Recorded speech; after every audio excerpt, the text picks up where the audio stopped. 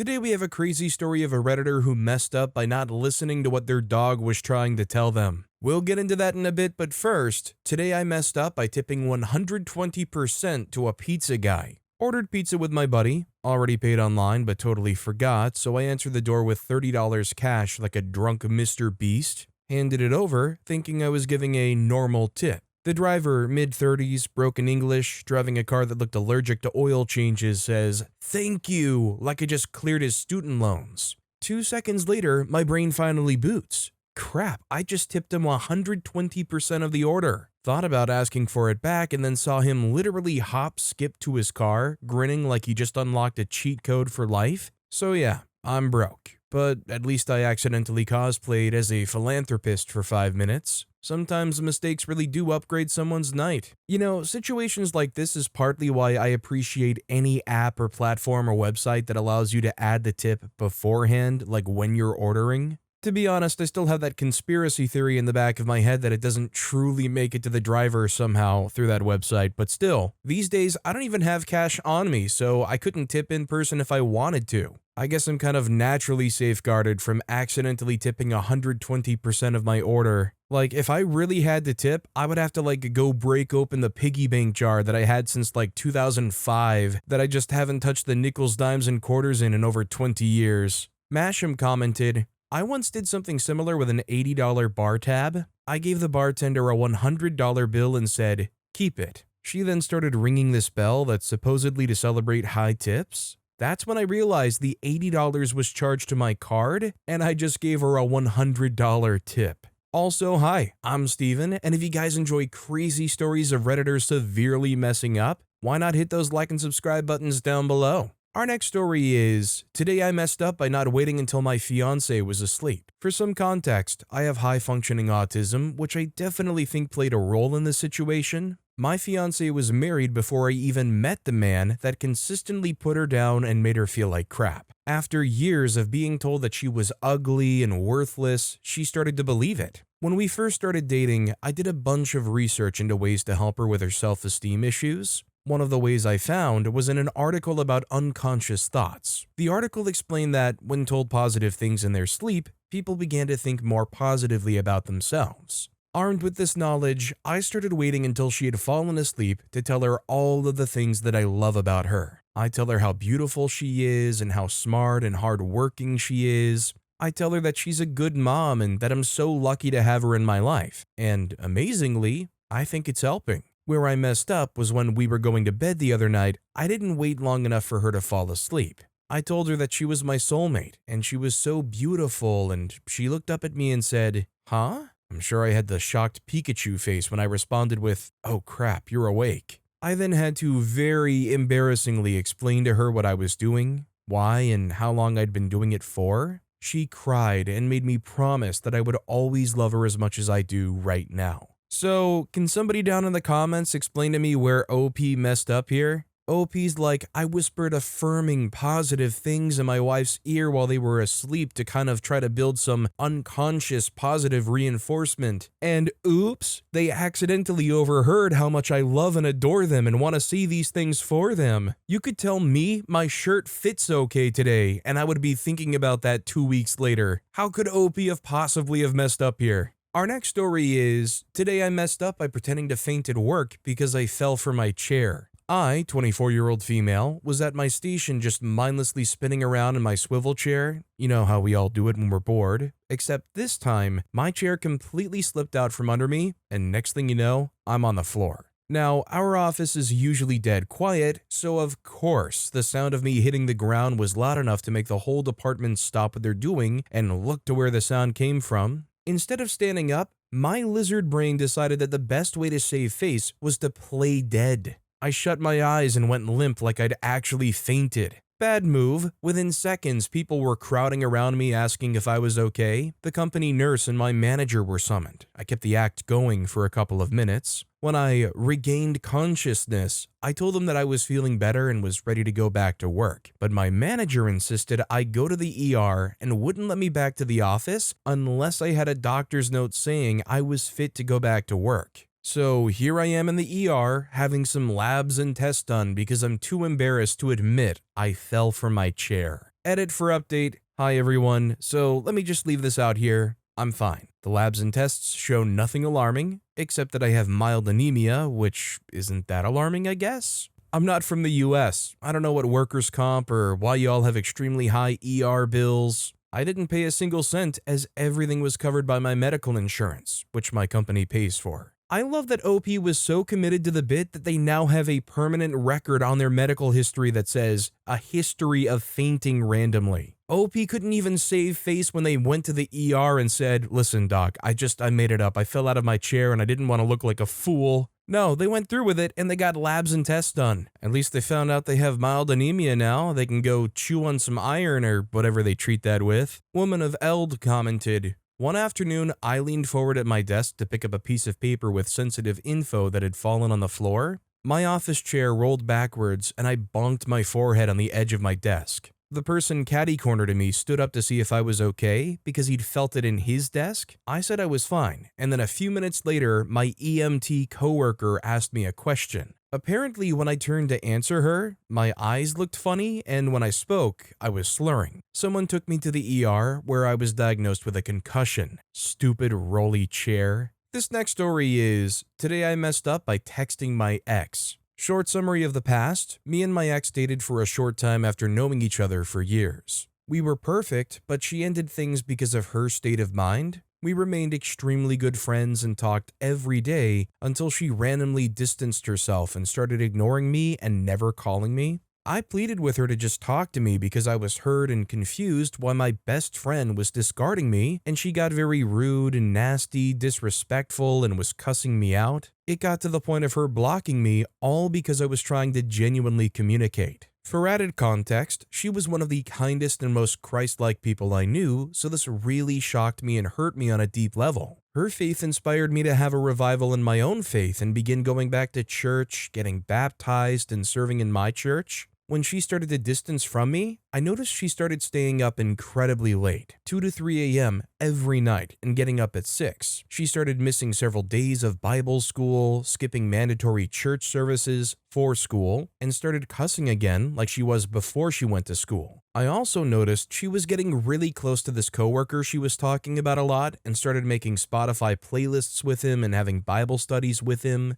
2 things I'd asked her if she would want to do, but never did. Over this time of her blocking me, I had to do a lot of reflecting and self-work. I held a lot of bitterness in my heart towards her, and there was a lot of things I wanted to say to her and imagined myself saying to her to tear her apart because I was so angry. It took a lot to forgive this betrayal that I felt. It took a long time, but I managed to forgive her and stop having those thoughts and stopped viewing her as the bad guy. For again, more added context, me and her have very similar music tastes and we share a lot of music to each other on Spotify. Long time ago, we made playlists together and one of them had been my alarm for the past 2 years. I had a playlist of hers that she and that guy had made together, saved. I have Spotify on my second monitor constantly on my computer. Well, the other day, I clicked on his profile and saw that there was a new playlist and the description was, "Made by my love." It was so obviously about her. Now, the reason this is a big deal is because her church is extremely strict on dating. You aren't allowed to date your first 2 years of school, and in your 3rd year, you have to ask the dean for permission. I know that sounds crazy. It is, but she was adamant on following this and not being alone with the opposite gender and respecting the rules. Part of being a Christian and obeying God is also submitting yourself to the authority you're under.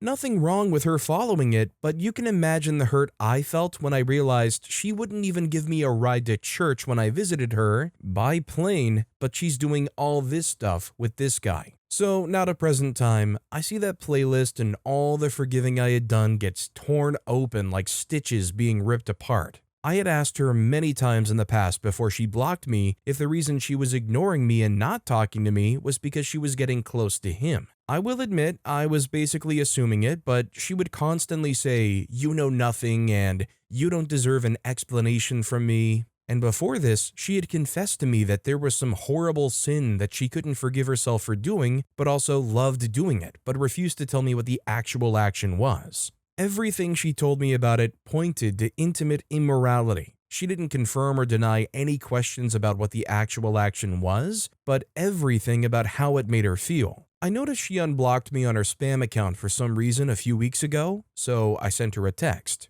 Now, yes, I was upset, but seeing the absolute flame that she was for God her first semester, and now seeing her not following the rules and skipping and now possibly being immoral with this guy, I reached out because nobody was correcting her. And I don't mean that in a shameful way. Part of being a Christian is calling out each other and guiding each other when we notice someone slipping. So I sent her a lengthy, brutally honest message, calling her out on how she treated me, how I feel betrayed, but also to try and make her feel conviction to repent. Needless to say, she accused me of stalking. I pressed 2 buttons and accidentally discovered the information, cussed me out, and continued to say, "I know nothing," called me insane. One of her friends that I don't know messaged me trolling me, and the guy changed his playlist name to Stalker. She said she had unblocked me to give me a shot at redemption to see if I would wait for her to text me when she's ready or if I would text her first, which that just seems weird to me. I was under the impression that she hated me, but despite that, I cared enough to try and reach out to her. Not because I miss her friendship, but because my heart breaks to see her slipping because of the people she hangs out with. You can call me stupid.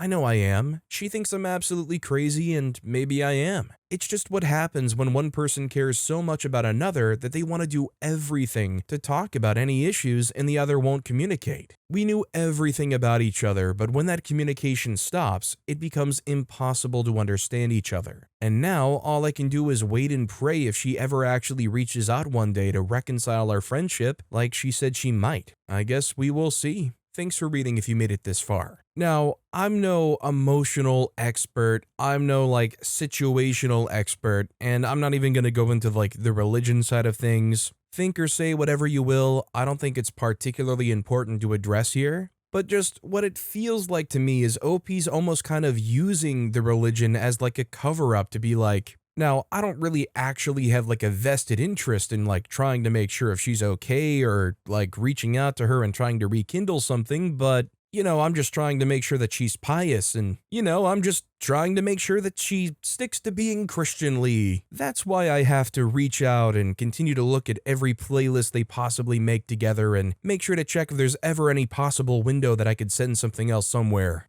Despite the fact that she blocked me everywhere and her friends are trolling me and the guy calls me a stalker. I don't want to be mean, I don't want to put OP down, but I feel like they should have gotten the hint a few blocks ago. At this point, this person isn't OP's to save, and it doesn't really sound like they want to. SCJS115 commented, "Life goes on. She doesn't want to be with you, and her faith has nothing to do with you also. You're clearly being intrusive in her life." Our next story is, "Today I messed up by not going to urgent care." So this happens a lot, I know, but this is honestly just a lot. As a child, I've always had extremely sensitive skin. I've broken out in hives so many times from reacting to things outside. I am such an outdoorsy person, but I'm also allergic to grasses and pollen like most people. So last Thursday, I started getting a sore throat. It was super minor and I was full of energy and didn't have any other concerns. I get sore throats often.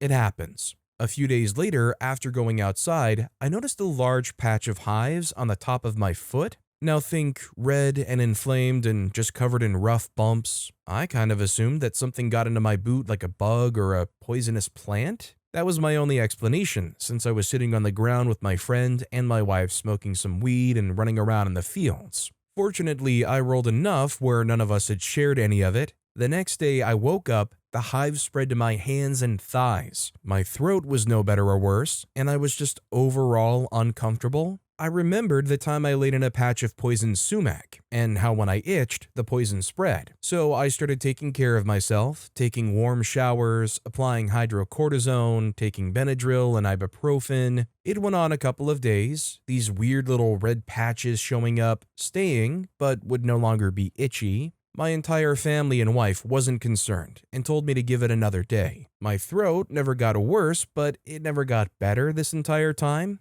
Yesterday, I was covered head to toe in these hives. I decided that I would go to the doctor if it persisted the next morning. This morning, I woke up completely fine. Sore throat was much better, hives were nowhere near as bad, and I was super productive. Once I got to work, I just slowed down excessively. I was drastically losing color in my face, I was having trouble standing, and my coworkers were getting worried. Finally, I obliged and went to urgent care a few hours ago. I did all of the tests. It turned out it was scarlet fever. Freaking scarlet fever? Like a poor Victorian child. I am so pathetic when I am sick, so this whole time I was actually feeling mostly fine, but I actually was far from it. I just had scarlet fever. My throat is disgusting to look at. I never gave it a look because, again, sore throats are common for me during season changes, and dumb allergies and the hives were also pretty normal for me. I was floored. My wife currently is getting tested for strep. Apparently I had strep this whole time, but when a certain strand of it goes untreated too long, it turns into scarlet fever. My wife definitely has strep. We're both at home resting. Update, I went to urgent care as soon as they opened, immediately got prescribed an antibiotic and something to help the itching. I physically cannot go to work until I'm on them for 24 hours, and at 7:30 p.m. and the pharmacy delayed it. I'm in so much discomfort still. I'm so upset by this, but I'm still trucking through with my Gatorade, sleep, and etc. You know, I've had my fair share of pop-up things before where the doctor's like, ew, take some antibiotics, and sends off the script. It is so frustrating when you know the doctor put an ASAP order on whatever antibiotics, and the pharmacy's like, maybe we can kick this can down the road a little bit longer. A few months back, I had a really bad sty, so like my whole upper eyelid was swollen and it was painful. I go to urgent care first thing in the morning, so it's like 7:30 a.m. when I get in there. They prescribe me antibiotic eye drops. I was the only person at that urgent care first thing in the morning. I was in and out of there by like 7:45 a.m. The pharmacy didn't fulfill it until like 30 minutes before closing, which is like 8:30 p.m. or something. Beautiful Rhubarb commented, "Yep, a complication of strep. My son had it when he was little because my kids would never show signs of strep unless one was sick. They all get tested and bam, they all have strep. And there were so many viral rashes that little kids get that I didn't think much of it till he got sicker. And then from then on, I was that mom that went to the doctor for every single rash. Thankfully, he and hopefully you will have no lasting effects from it. We also called him a poor little Victorian child." OP responded commenting, "Wow, that's crazy. I can't imagine handling multiple kids with it. I've been okay, fortunately. My job was so understanding and fortunately we both will be okay. My wife tested negative for strep but has an upper respiratory infection. Crazy stuff. Had no idea scarlet fever was a thing." Our next story is, today I messed up by wanting a cup of chocolate milk. An epic tale in 3 chapters. Characters are me and my small dog Wilson. Chapter 1, Foreshadowing, Tuesday night, 6 p.m. Wilson needed a bath. Desperately. The day before had been a muddy mess and his fur had taken the brunt of it. In order to give Wilson a bath at home, I needed to do it in the laundry tub. But as Wilson was wiggling around in protest of cleanliness, he kept bumping the hose that comes out of the washing machine and so was forced to move that out of the way so that I could finish washing the filthy monster. We get it done, and all was forgiven with a duck tendon and a dinosaur toy. Chapter 2, Chalky Milk, Wednesday night, 7 p.m. It had been a long day at work, but still a good day. So when I got home, I took Wilson for a walk and then started folding the laundry. Wilson was chilling in front of the fire like the croissant he is. I was doing my thing. It was great. So I decided to treat myself. I had a craving for a nice cold cup of chalky milk. Why not? I went to the kitchen and poured myself a big cup of chalky milk, took a couple of sips, and then settled back down to fold the second basket of laundry. I stood up and got my clothes to put them in my room, and 30 seconds later, I hear some suspicious noises coming from the lounge room. In the 30 seconds I was gone, Wilson had reached up onto the coffee table and had somehow knocked my cup and spilt the chalky milk everywhere. Coffee table? No, it's now a lake with streams of milk spilling down the side. Anything that's on the table got a healthy coating of it. My phone got covered, and the rug. Oh, the rug. It's thick, soft, and luscious. And I watch in slow motion as the milk is slowly absorbed into the fibers. I ran into the hallway to grab some sacrificial towels, quickly trying to sop up the mess while a string of cuss words left my lips that would have shocked a sailor. I had to hold my leg out to stop Wilson from coming in to help licking it up while desperately trying to make a chalky milk disaster into, well, just a chalky milk accident. But unbeknownst to me, Wilson had started licking and licking and licking and licking. I was too absorbed in my efforts that I didn't realize that Wilson had, in fact, gotten chocolate milk all over himself. I'm talking legs, chest, and somehow the back. I later only realized that small fact when I went to pat him and his fur was crusty in the parts he couldn't reach to lick.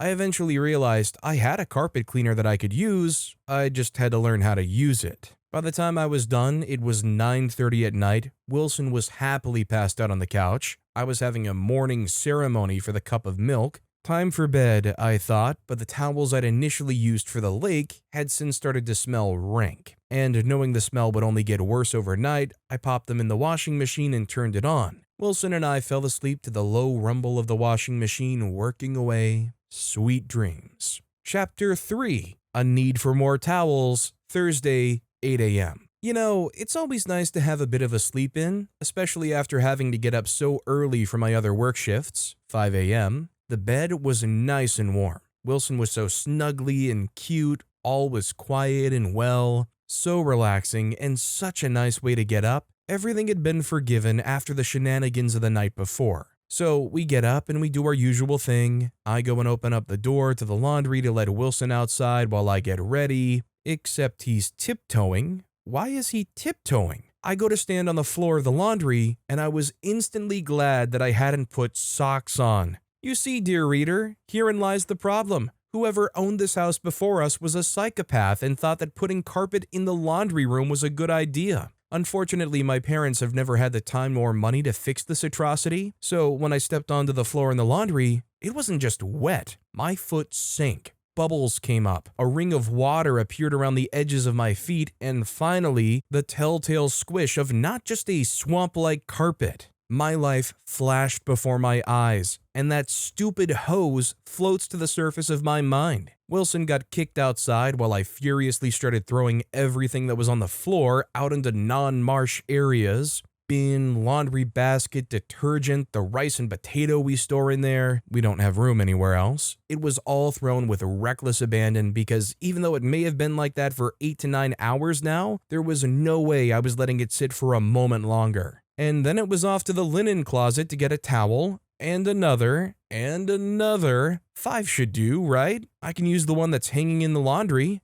No, 6 was not enough. Within seconds of standing on these folded towels, the water was seeping to the top and bubbling around my feet. I panicked. More towels. The sodden ones got chucked into a dry area to be hung up later, being replaced by towels that got soaked just as fast. 13 towels got used. Chapter 4, The Aftermath, Monday night, 6 p.m. After 4 days, the carpet is now mostly dry. I'm still not keen to wear socks in there though. Wilson got cranky at me because I had to bathe him again to get the milk off. The lounge room doesn't smell, so I guess I got Lake Chalky Milk out good enough. I think I'm going to pass on chalky milks for a while, and you'll all be happy to know that the hose is back where it belongs. Note, Wilson is fine. I didn't let him get enough of the milk to make him sick. He's a perfectly healthy troublemaker. Now, I don't know if this is enough of a lesson, but in the future, get like a tub shroom so it'll just collect all the hair when it goes down the drain, and just straight up climb into the shower with the dog and just do it there. I mean, I'm assuming OP does have a shower somewhere in the house. Also, I just have to say, OP mentioned that they have a carpet cleaner, so couldn't they have used the carpet cleaner to suck up all that water? Isn't that like one major function of how carpet cleaners work? Blood Moon Bandit commented, "Make sure you watch Wilson for any symptoms after licking all that chocolate milk, but other than that, this was a masterpiece, and dogs are way too good at causing these chain reactions of disasters in our homes." OP responded commenting, "Believe it or not, this isn't the first time he's gotten into something chocolate flavored that he shouldn't have. A week after I got him, he's managed to open a door and find a stash of dark chocolate I'd hidden away. The vet nurses were kind enough to hold his ears back while he vomited, and he hadn't learned his lesson. This time I thought the cup was far enough from the edges of the coffee table for him to not be able to reach it. Apparently not. Thankfully, it looks like the milk he licked off of his fur wasn't enough to make him sick." Our next story is, today I messed up. My dog tried to tell me I was making a mistake. This happened some months ago, but it was definitely a moment where I freaked up. We were driving home from visiting my family. It's 2 days driving, so it's a long trip and we have 2 dogs. My spouse does almost all of the driving, so that leaves me to deal with the dogs. Fair enough. We're about an hour away from home, and both dogs are getting restless and acting like they just want to get out of the car. I totally understand their feelings, but we still have an hour left. They had been let out recently for a bathroom break, so we just need to get home.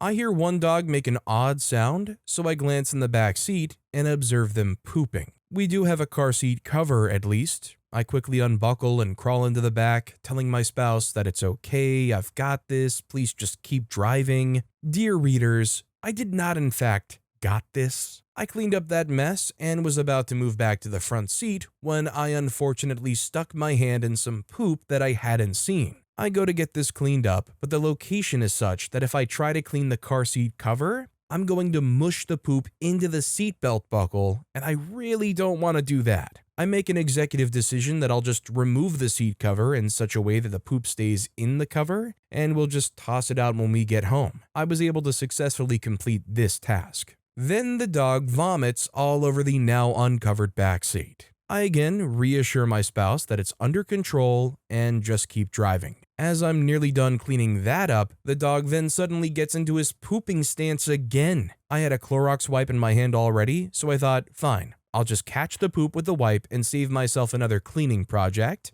This is the moment where I royally screwed up. The dog looks back at me with a very panicked look in his eyes. I didn't have time to process what he was trying to tell me before diarrhea came gushing out of him and all over my hand and arm and the poor back seat. Needless to say, I was still cleaning up when we arrived home. And I do love my dog very much. He was clearly having some tummy issues. He's a good boy, and it wasn't his fault. Hey, you know what they say, sometimes doggy diarrhea happens. I think all things considered, OP handled it way better than a lot of people would. I think if it happened to me, and I love my dogs, I would be wanting to scream like Walter White in the crawl space. And if you don't know that scream, it's a good one. Hula-chan commented, I was with our small puppy in my lap in the passenger seat a while back when he started making the I'm about to puke sound every dog owner knows. We were at a stoplight, so I popped open the door, held him above the pavement, and let him spew. According to my partner who was driving and looking in the rearview mirror, the driver behind us went from abject horror, thinking we were dumping a dog on the road,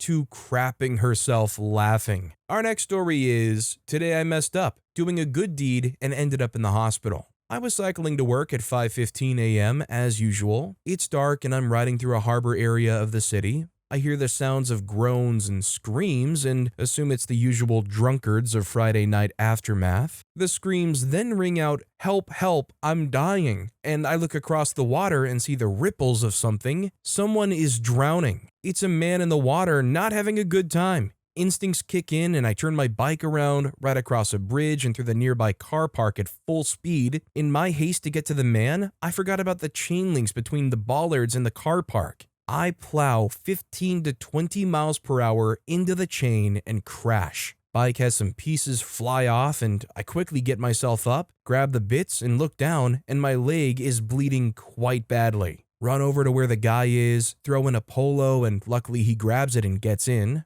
Other people are nearby at this point and have called in the emergency services. They arrive and I decide it's time for me to go as I'm not in the best way myself. Head to work, drop off my bike, and get to the hospital. Fast forward to that evening and I'm in surgery for my knee, thinking that I did a good thing, but at what cost? I would do it again in a heartbeat, but maybe be a bit more aware. Not the way I planned my Saturday morning. Look, bottom line is, OP was the first responder and saved somebody's life. I think it's easy as heck after the fact to be like, oh, that's smart, so I should have been more aware. But would it have been realistic to expect any person that met the standards of OP, which is trying to save this person, that in immediate response they would have been overly cautious and careful? You know, I'm just glad for OP's sake that they were able to find something to throw in and save this person with and not do the potentially dangerous thing of trying to jump in to save this person themselves. Because, and I'm sure a lot of people out there know, it's incredibly dangerous because the person that's struggling in the water, they have a great likelihood of just trying to dunk you under the water to keep themselves afloat and you both end up going down.